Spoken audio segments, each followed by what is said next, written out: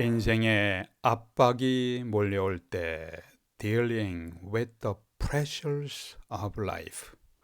마가복음 3장 1절에서 15절입니다.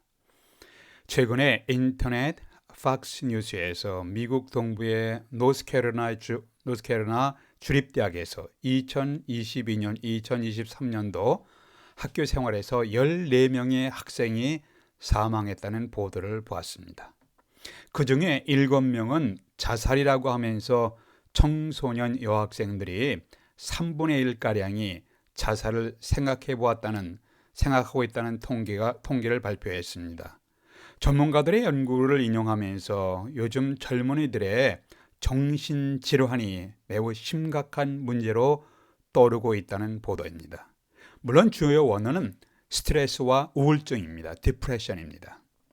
현대인들이 질병과 관련해서 가장 많이 사용하는 단어가 스트레스입니다. 스트레스로 인한 심장질환, 스트레스성 우울증, 스트레스성 소화불량, 스트레스성 탈모, 스트레스성 폭식, 스트레스성 호흡곤란 등 수많은 질환들이 스트레스와 연관되어 있습니다.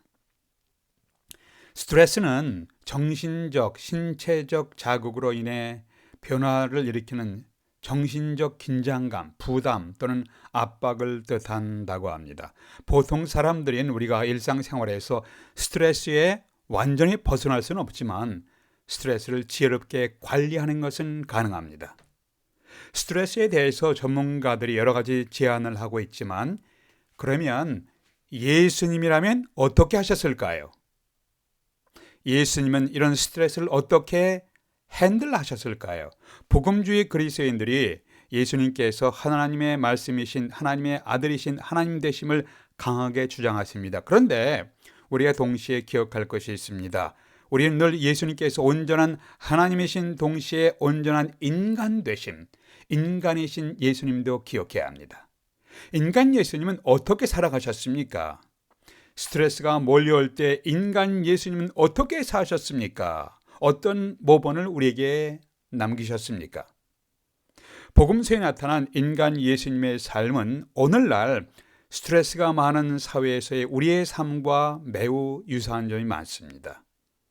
주님의 삶을 묘사하는 문구가 3장 20절에 이렇게 기록되어 있습니다. 예수는 식사할 겨를도 없는지라. 3장 20절입니다. 식사할 겨를도 없는지라. 인간 예수님은 제대로 식사할 겨를도 없이 분주한 삶을 살아가셨습니다. 예수님께서 열병, 문둥병, 각종 질병을 고쳐주시니까 여러 지역에서 수많은 사람들이 주님께로 몰려들었습니다. 7절, 8절에 보니까 갈릴리에서 큰 무리가 따르며 유대와 예루살렘과 이두메와 요단강 건너편과 또 두로와 시돈 근처에서 많은 무리가 그가 하신 큰 일을 듣고 나온지라. 한마디로 동서남북에서 수많은 사람들이 예수님께 몰려들었습니다. 수많은 사람들이 동서남북에서 여기저기에서 수많은 사람들이 몰려들었습니다. 10절에 보니까 이는 많은 사람을 고치셨으므로 병으로 고생하는 자들이 예수님을 만지고자 하여 몰려왔음이로라. 사람들에게 밀려 압사당할 상황까지 전개될 수 있는 가능성이 있었습니다. 주님이 이렇게까지 말씀하셨습니다. 현대말로 하면 얘들아 비상대기 차량을 준비하라. 9절은 이렇게 말씀하고 있습니다. 예수께서 무리들이 사람들이 에워싸 미는 것을 피하기 위하여 작은 배를 대기하도록 제자들에게 명령하셨으니. 이뿐 아닙니다. 11절에 보니까 더러운 귀신들이 예수 그리스도의 이름을 부르며 도전하여 왔습니다. 예수님을 압박하여 왔습니다. 영적인 압박, 정신적인 압박이 굉장히 심각했습니다. 예수님은 육신적, 신체적인 뿐만 아니라 영적, 정신적으로 심한 압박과 스트레스가 몰려오는 상황이 그때 그런 상황에서 살아가셨습니다. 뿐만 아니라 신변의 위협까지 받으셨습니다. 6절에 보니까 바리새인들이 나가서 곧 헤롯 당과 함께 어떻게 하여 예수를 죽일까 의논하니라. 안식일에 손이 마비된 사람을 치료하여 회복해 주시니까 이것을 바라본 종교인들이 예수께서 안식일에 일을 했다, 안식일의 규정을 깨뜨렸다 하면서 예수님을 어떻게 죽일까, 안식일 규정을 깨뜨렸다고 예수님을 죽일까를 의논하는 상황이었습니다. 주님은 그들의 마음의 완악함을 보시고 탄식하셨습니다. 이렇게 살해 위협을 받는 상황에서 인간 예수님은 매우 심각한 스트레스를, 압박을 받으셨을 것입니다. 이런 상황에서 인간 예수님은 어떻게 대처하셨습니까? 오늘날 우리의 삶에서 각종 스트레스의 압박이 있고 영적으로, 정신적으로, 육체적인 시련이 다가올 때 어떻게 하시겠습니까? 이것이 오늘 메시지의 초점입니다. 첫 번째, 하나님 앞에 홀로 자기의 성찰의 시간을 가지십시오. 하나님 앞에 나아가서 홀로 자기의 성찰의 시간을 가지십시오. 13절 보세요. 또 산에 오르사라고 설명이 나옵니다. 자신을 향해서 각종 압박과 요구가 가중될 때에 예수께서 혼자 산에로 올라가셨습니다. 자신을 만나기 위해 수많은 사람들이 몰려올 때에 홀로 산에 오르셨습니다. 하나님 앞에 홀로 있는 시간, quiet time을 가지셨습니다. 예수님은 온전히 하나님이시면서 동시에 온전한 사람이셨습니다. 인간들을 죄의 심판에서 구원하기에 오기에 사람들을 위해 오신 주님이셨습니다. 그들을 죄의 심판에서 구원하기에 사람들에게 오신 주님이셨지만 때로는 사람들을 떠나서 홀로 하나님 앞에 있는 시간이 필요로 하셨습니다. 흥미있는 모습입니다. 사람들과 함께 하기 위해 오신 주님은 때로는 사람들을 떠나서 홀로 있어야 하는 시간도 필요하셨다면 오늘날 우리가 주변의 사람들을 떠나서 하나님 앞에 홀로 있는 시간이 더욱 필요할 것입니다. 매우 분주해서 혼자 조용히 하나님 앞에 나가서 자기 성찰할 시간이 없다면 주차장에서 안전하게 주차한 후에 차 안에서 홀로 조용한 시간을 가질 수도 있습니다. 집 안에서도 가족들이 일어나기 전에 새벽에 조금 일찍 일어나서 혼자서 조용히 하나님 앞에 서는 시간을 가질 수도 있을 겁니다.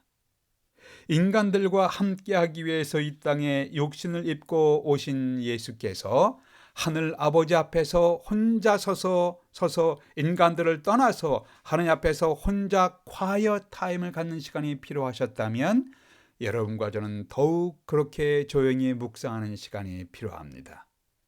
우리의 삶에도 각종 스트레스와 압박이 있고 영적으로, 정신적으로, 육체적인 시련이 다가올 때 어떻게 하시겠습니까? 첫 번째는 하나님 앞에 홀로 자기의 성찰의 시간을 가지십시오. 두 번째는 하나님과 교통하는 기도의 시간을 가지십시오. 주님이 홀로 산으로 가셔서 무엇을 하셨는가? 이제 똑같은 장면을 묘사하고 있는 누가복음 6장 12절에서는 이렇게 표현했습니다. 예수께서 기도하러 산으로 가사 밤이 맞도록 하나님께 기도하셨다. 그 후에 12를 택하사 사도라 칭하셨다. 누가복음 6장 12절입니다. 예수님은 제자들을 떠나서 산으로 혼자 올라가셔서 조용한 시간을 가지신 후에 하늘 아버지께 간절히 기도하는 시간을 가지셨습니다. 필요하면 기적을 베푸실 수 있는 전능하신 주님, 능력의 주님께서 간절히 기도하는 시간이 필요하셨다면 여러분과 저는 더욱 규칙적으로 하늘 아버지께 기도하는 시간을 가질 필요가 있습니다. 하나님께서 우리의 필요를 다 아시고 공급하실 수 있는데 우리가 왜 기도해야 합니까? 다 아시는데 왜 또 기도해야 하나요? 이렇게 질문하는 분들도 있습니다.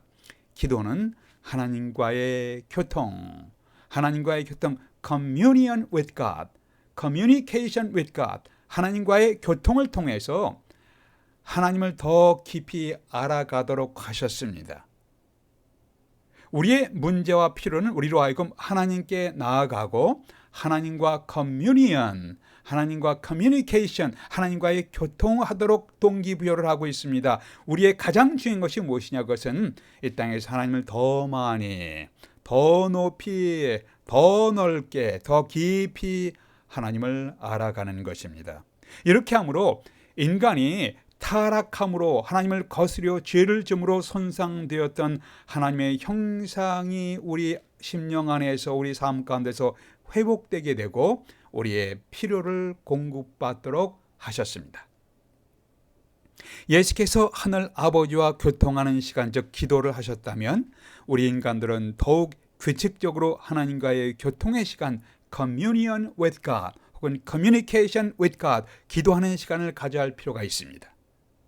하나님과 교통하지 않으면 우리의 심령은 더욱 척박해집니다. 하나님과 교통하지 않으면 각종 잡풀들이 우리 심령 가운데 생깁니다. 우리의 마음밭이 망가뜨려지게 될 것입니다. 예수님께서 십자가의 고통을 바라보시면서 큰 스트레스와 압박을 받으셨습니다. 그때 감람산에 올라가서 주님은 엎드려 기도하기 시작하셨습니다. 우리 삶이 시련 중에 있을 때 혹은 시련이 다가올 때에 엎드려 기도하는 것은 주님에게서 배울 수가 있습니다. 주님이 제자들에게 깨어 기도하라 라고 하셨지만 제자들은 피곤해서 잠속에 빠져 있게 됩니다. 주님은 다시 제자들에게 왔습니다. 그래서 말씀하시기를 어찌하여 자느냐, 시험에 들지 않게 기도하라. 누가복음 22장 46절입니다. 반복해서 어찌하여 자느냐, 시험에 들지 않게 깨어 기도하라고 말씀하셨습니다. 결국 기도하지 않고 잠을 잤던 제자들 중에 베드로는 제자들을 대표하는 베드로는 예수님을 3번이나 모른다고 부인했습니다. 베드로는 자신이 기도하지 아니하고 깨어서 기도하지 아니했기 때문에 처절하게 실패했던 경험을 갖고 있었습니다. 훗날 베드로는 이런 말씀을 남기셨습니다. 만물이 가까웠으니 그러므로 너희는 정신을 차리고 근신하여 기도하라. 너희는 정신을 차리고 근신하여 기도하라. 우리의 삶에도 각종 스트레스의 압박이 있고 영적으로, 정신적으로, 육체적으로 시련이 다가올 때 어떻게 하시겠습니까? 첫 번째는 하나님 앞에 홀로 자기의 성찰의 시간을 가지십시오. 두 번째는 하나님과 교통하는 기도의 시간을 가지십시오.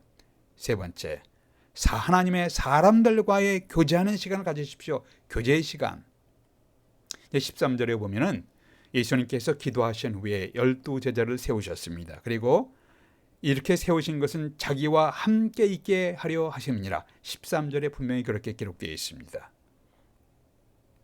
인간에게 조금도 의지하지 않아도 되는 분이 바로 전능하신 하나님이신 예수님이셨습니다. 그러나 인간으로서의 예수님은 다른 인간과의 교제가 펠로십이 필요하셨습니다. 12사도를 세우신 우선적 목적을 이렇게 말씀합니다. 이것은 주님 자신과 함께 교제하며 사역하게 하기 위해서, 주님과 펠로십을 나누면서 주님과 함께 하면서 배우고 사역을 나누게 하기 위해서 인간 예수님은 다른 인간 제자들과 교제하는 것이 필요하셨습니다. 밥을 먹을 겨를도 없이 분주하며 영적으로 정신적, 육체적인 압박과 스트레스를 받는 상황이지만은 예수님은 시간을 내어서 인간 제자들과의 교제를 즐기셨습니다. 허물과 흠이 없으신 완전하신 주님은 허물 많은 인간들과의 교제 시간을 가지셨습니다. 허물이 많은 우리는 허물과 흠이 많은 다른 형제 자매들과의 교제가 필요합니다. 우리에게 실패와 흠이 있음을 고백하며 격려받고 격려하는 것을 배웁니다. 용서받고 용서하는 것을 배우는 교제가 우리에게 필요합니다. 예수님이 인간들과의 교제가 필요하셨다면 우리는 더욱 규칙적으로 다른 인간들과의 교제가 필요합니다. 여러분은 다른 그리스도인들과의 교제에서 상처를 입고 실망하신 적이 있으십니까? 그럼에도 불구하고 우리는 다른 형제 자매와의 교제가 필요합니다. 물론 상처도 있죠. 오해도 있습니다. 때로는 마음 가운데 각종 아픔과 상처를 입고 있지만 그럼에도 불구하고 우리는 다른 형제 자매들과의 교제가 필요합니다. 함께 기도합니다. 함께 위로하는 것을 배워갑니다. 우리에게 다가오는 시련과 이미 경험하는 갈등과 고통을 극복하는 것을 다른 형제 자매와의 교제를 통해서 배우게 됩니다. 히브리서는 이렇게 권면하고 있습니다. 히브리서 10장 23절 24절에서 우리가 믿는 도리의 소망을 굳건히 잡고 서로 돌아보아 사랑과 선행을 격려하며 모이기를 없이 하자는 어떤 사람들의 습관에 동조하지 말라. 자신에게 물어보십시오. 나는 시간을 내어서 다른 그리스도인 형제 자매들과 규칙적으로 교제 시간을 갖고 있는가? 언젠가는 여러분과 우리 모두가 다 인생을 결산하게 할 때가 오게 될 것입니다. 그때 두 가지 관계에 대한 결산이 있게 될 것입니다. 첫 번째는 우리를 창조하신 하나님과의 관계입니다. 하나님을 거역한 죄로 인하여 심판과 멸망에서 구원하기 위해 이 땅에 보내신 예수 그리스도와 어떤 관계를 맺고 살아왔는가? 예수님께 대해서 나의 구원자이십니다. 나의 주님으로 믿고 살아왔는가? 두 번째 결산은 다른 인간들과의 관계입니다. 나의 가족들과 나의 이웃들과 친구들과 어떤 관계를 맺으며 어떻게 살아왔는가? 후회가 적은 인생, 후회가 없는 인생 결산을 위해서 하나님과의 관계와 다른 인간과의 관계에 대한 결산에서 후회가 적어야 되고 후회가 없어야 됨을 생각하게 됩니다. 어느 성도의 신앙 고백이 찬송시로 만들어졌습니다. 내 인생 여정 끝내어 강 건너 언덕 이를 때 하늘 문 향해 말하리 예수 인도하셨네. 이 가시밭길 인생을 호덕이면서 갈 때 시험과 환난 많으나 예수 인도하셨네. 내 밟은 발걸음마다 주 예수 보살피시사 승리의 개가 부르며 주를 찬송하리라. 매일 발걸음마다 예수 인도하셨네. 나의 무거운 죄짐을 모두 벗고 하는 말 예수 인도하셨네. 기도하시겠습니다. 아버지 하나님, 저희들은 예측하기 어렵게 변화되는 시대에 저희들이 살아가고 있습니다.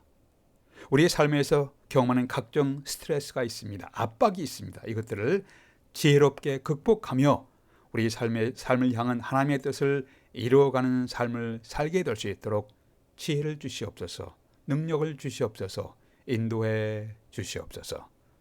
우리 주 예수 그리스도의 이름으로 기도하옵나이다.